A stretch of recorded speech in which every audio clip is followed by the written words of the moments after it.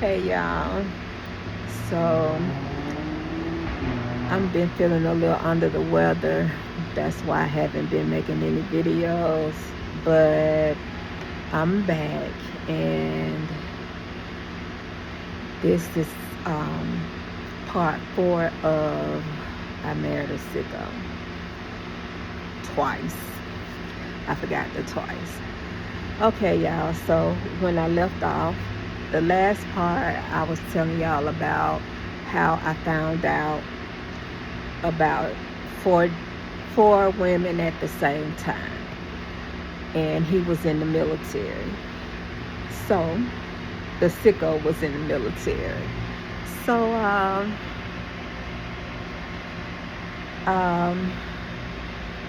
I was still in Birmingham, and he was stationed in Norfolk. And at this point, I just became desperate to like save my family, and just I just was so delusional and under the impression that I just had to stay married. I just had to, and I really thought I was in love and I was supposed to make this work. You hear about a praying wife, and all of that stuff. And it could be true for some people, but he doesn't, he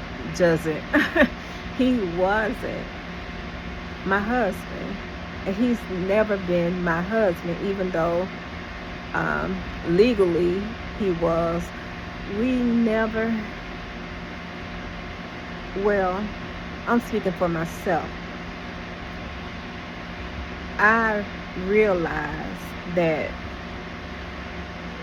I acted out of desperation because of how I was raised, how I believed that you God hate divorce. You supposed to tough it out through good or bad, for better or worse. Okay, so now, like I said, he was still in the Navy, and he was stationed in Norfolk. I wasn't stationed. I was staying home here in Birmingham. So I had a great job. I resigned from my job, and then I told him that I needed to move to Virginia. And I thought he would be so happy. He did not want me to come up there because he had a separate life.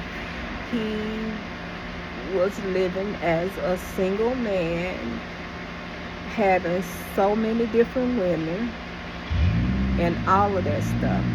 But anyway, I resigned from my job. I told him that I was gonna move up there and all of that stuff. He hesitated. He tried to come up with so many different excuses as to why I shouldn't move up there with him. Long story short, eventually I moved up there.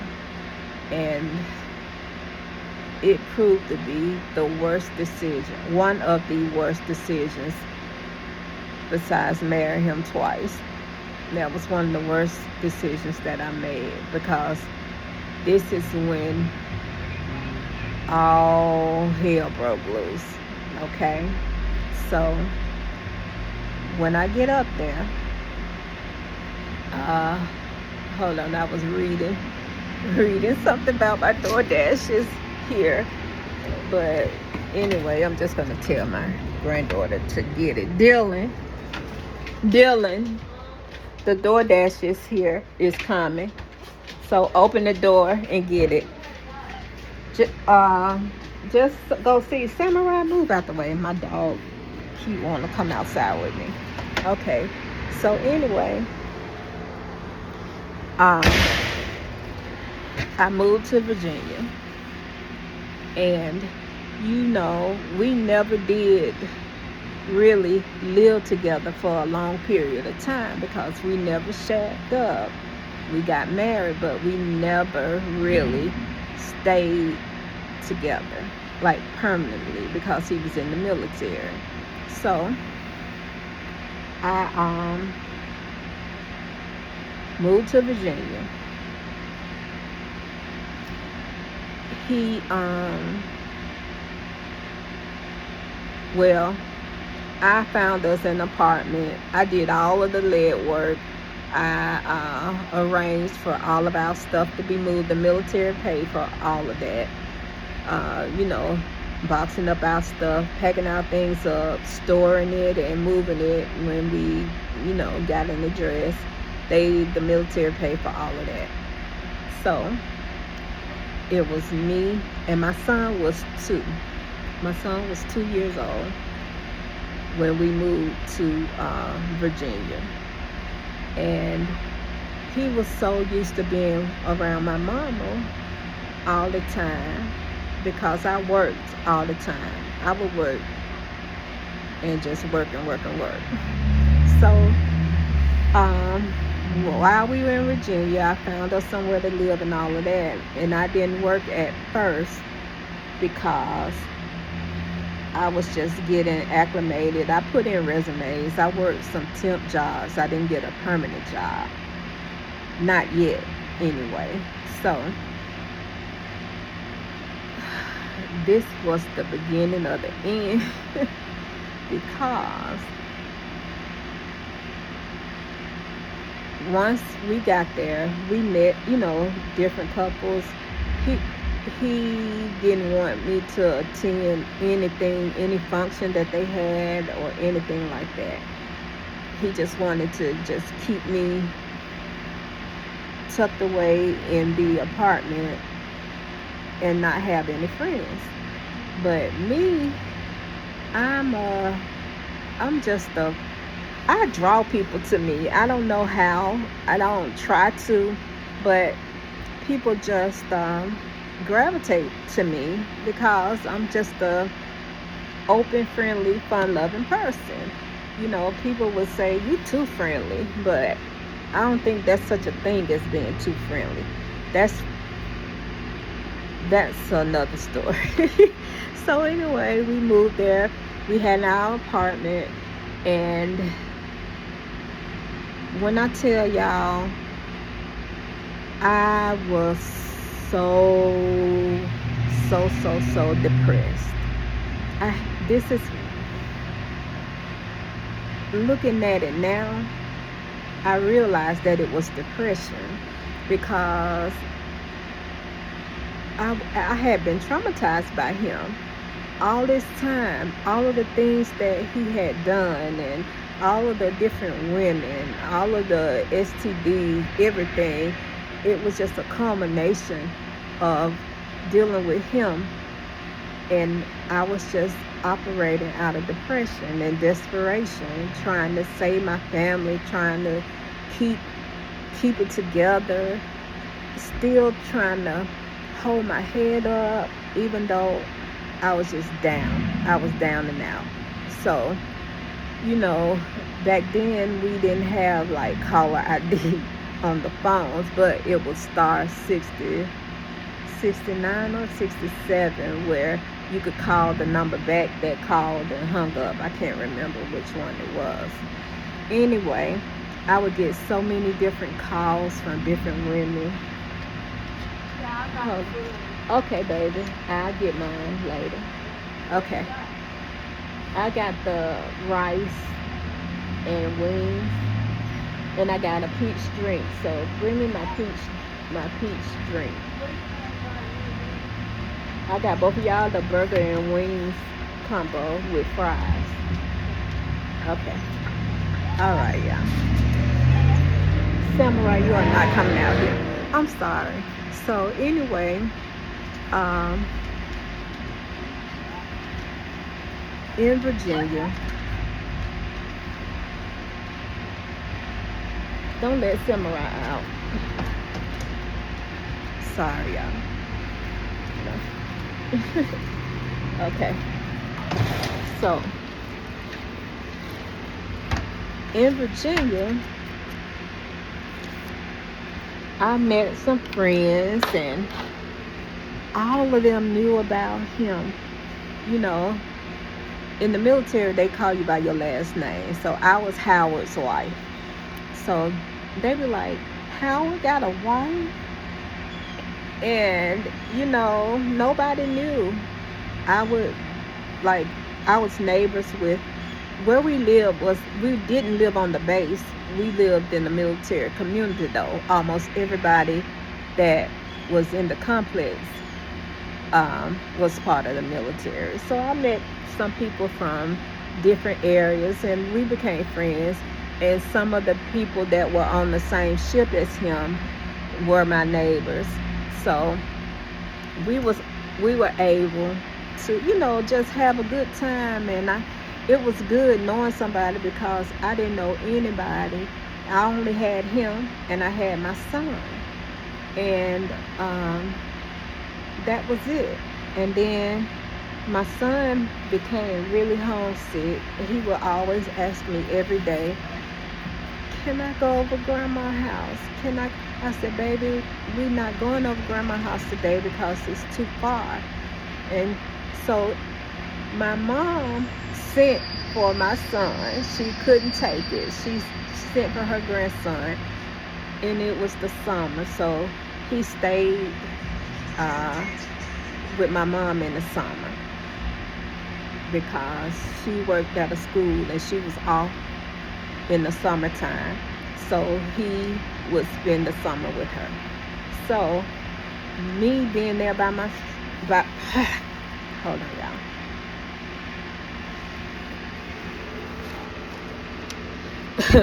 I have a upper respiratory infection. So anyway, me being there by myself, when I tell y'all, I literally cried every day, all day for months. I was so unhappy. And I cooked, I cleaned, I did everything to try to just make him stay. He would claim he had duty.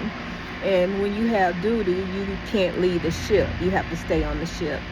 But talking to the other military wives, and I was friends with some of the women whose spouses were on the same ship as him, you didn't have duty as much as he said he had duty. So he was, I guess, spending time with everybody else.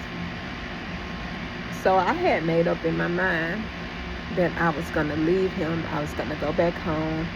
I was going to leave him. I was going to get a divorce. So I had prepared to do all of that, but I had to make some money. So I got a job, a full-time job. But let me tell y'all, no, this is how it happened. This is a long time ago, so I'm getting kind of mixed up. So stuff might be out of order, even though I'm trying to keep it chronological. It may be out of order. But, okay, yeah, this is what happened. So I got a full-time job. I had made up in my mind that I was going to leave him. So, I had to take a drug test and all of that. So the doctor told me that my urine was really dark and it looked like I may have a UTI. And I was like, please, not another STD. That's what I was thinking in my head. So they had these clinics called NAV Care, where you just go and it's free, and you just I was a dependent, so I just had to give his social security number, and you can have your visit. So this was on my birthday, November 27, 1993. The reason I remember this date is because it was my birthday. So I made the appointment. The doctor came out after getting my results because I thought I had a UTI or STD. I didn't know. I just wanted to see. The doctor told me, he said, "Congratulations, Mrs. Howard." And I said, "Congratulations for what?" He said, "You're pregnant." I said, can you do another test? Can you do a blood test? I know my cycle is going to start because I've been cramping, my nipples have been sore, all of the things that happen when you get ready to start your cycle. And he was like, "We'll take a blood test," because I just wouldn't accept that I was pregnant. So they took a blood test, and sure enough, I was pregnant. I found out on my birthday that I was pregnant. I got my results and everything. I didn't have an STD. My urine looked like that because I was pregnant. So I was devastated. Only because I felt that I had to stay because I was pregnant, and it was no way that I was gonna have another child and not be married. So I didn't divorce him then. But the things he said to me when I told him that I was pregnant,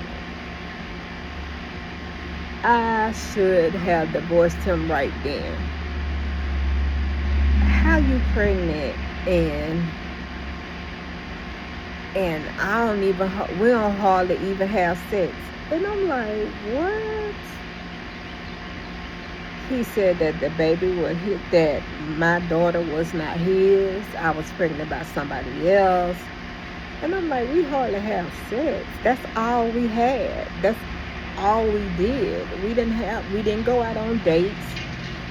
I was stuck up there in the apartment. I had made friends because that's just, people would see me and start talking to me, and I would be friends. So I called him on the ship. He had duty. He actually had duty this time. And I called him on the ship and I told him I was pregnant.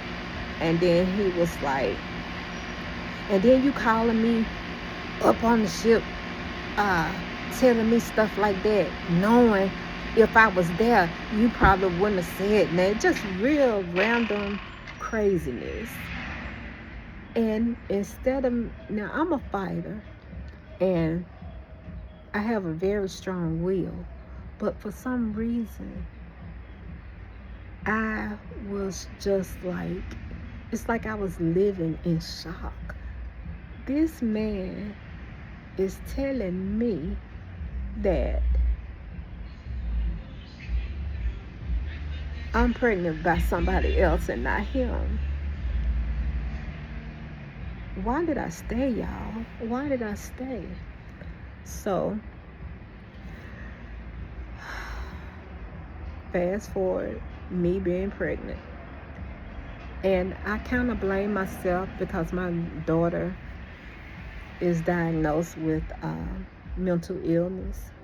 And I believe because of my state of mind while I was pregnant, that it affected her. And I could be wrong. And I hope that I am wrong. But my whole pregnancy, I was depressed. I worked and everything, but it was just like I was just like a robot. I did what I had to do.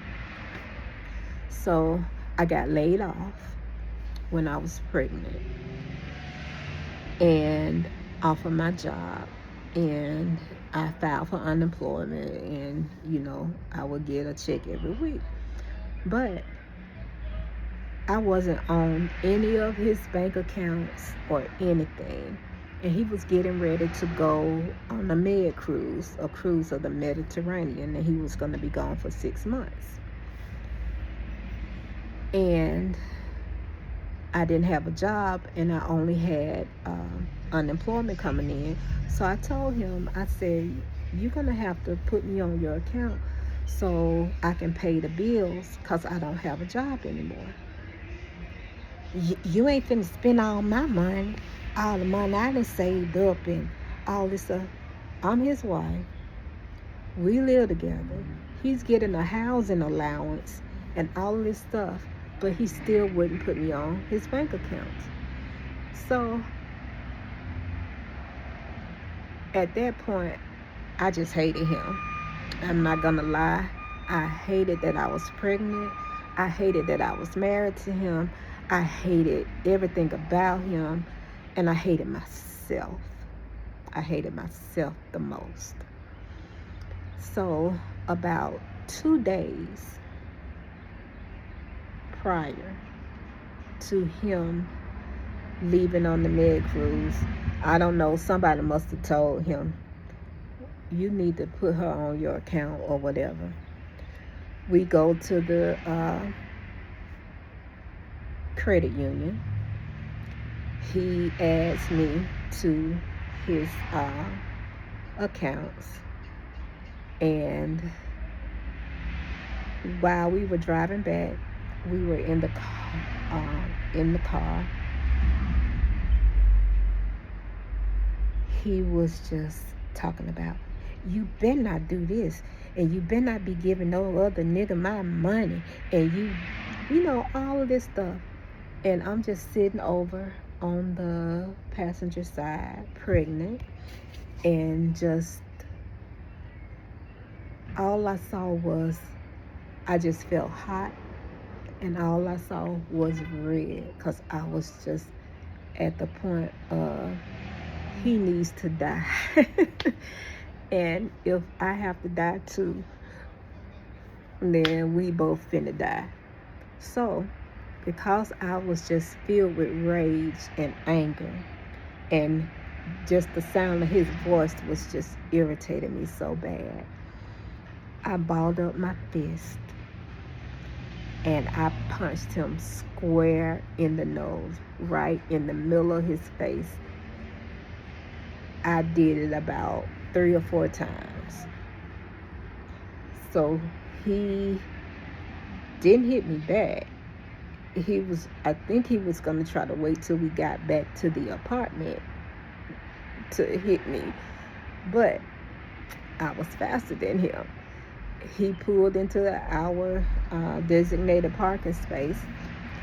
I jumped out, snatched the keys from the car to get into the apartment, got in, locked the door, and wouldn't let him in. So I slid the keys to the car out so he could leave, because at that point I was like, I don't care if I never see him again. So I'm gonna end it on that. So I will talk to y'all later. Bye.